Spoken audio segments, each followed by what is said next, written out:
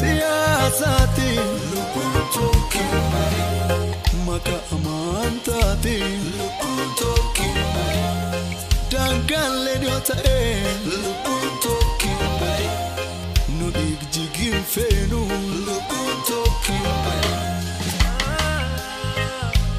lubbuun tokkee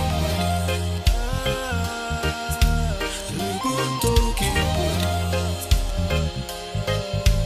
lubbuun tokkee lubbuun tokkee yoo karu lola bena lola diga kanespe oduba deka ekena yo kana maka duko fana kena yo kana maka duko fana kena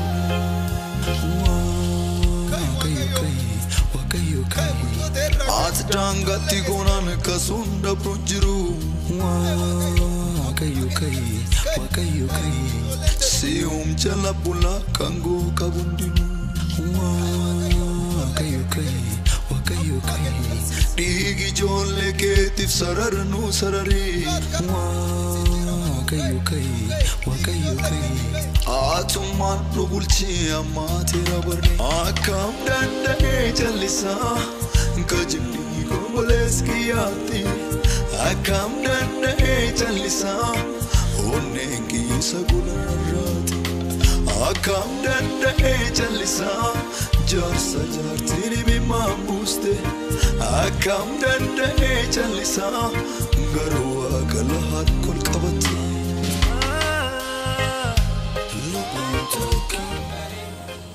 Anis baratar University sene barade burubite ajulu male du'e refiya maati ya kaga lu fimiti ani barade boru biye tajajulu male friti yamma hindi yar ko male du'e maati refiya yar ko mit khaymi university sene tanafo tataman duti barato ta ganya rabbatu anis baratar Nutillee baqataa taanee biyya ormaarratti nagaadhaan barachaa jira. Garuu ijoolleen keenya biyya abbaa isaanii irratti dhiigi isaanii dhiiga saree ta'ee jira. Kanaafuu maatii isaaniitti reeffi isaanii ergamuu hin qabu. Lubbuun ilmaan keenyaa lubbuu saree ta'uu hin qabu. Nutis barataadha. No parent should bury their child. The future generation is the students. I'm a student too. የተማሪዎች እድሜ በለጋ እድሜያቸው አይቀጠፍ። እኔም ተማሪ ነኝ።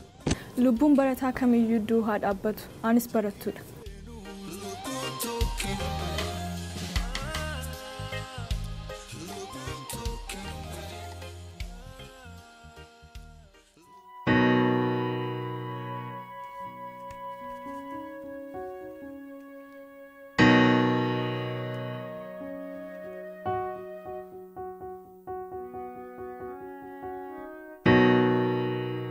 Har'as duutii ilmaan keenyaa obboleewwan keenyaa itti fufeera. Guyyaatti yoo xinnaate lubbuun barattoota tokko wareegamaa jira. Haadhaa fi abbaan ijoollee isaanii guddisanii dhabaa jiru.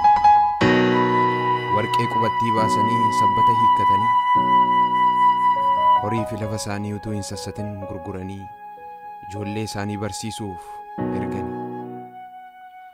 Baratee beekumsa haa argatuuf borbiyya isaaf lammii isaaf ta'uuf jedhanii eebba isaa utuu eeganii du'a isaa simatanii harka duwwaatti hafan. Horanii haadha hiyyeessaa ta'anii utuu qabanii harka duwwaatti hafan. Utuu qabanii harka duwwaatti hafan. Dannoosaa obboloota keenya manaa ba'anii eenyummaa isaaniitiif jecha wareegamaniif haa ta'u.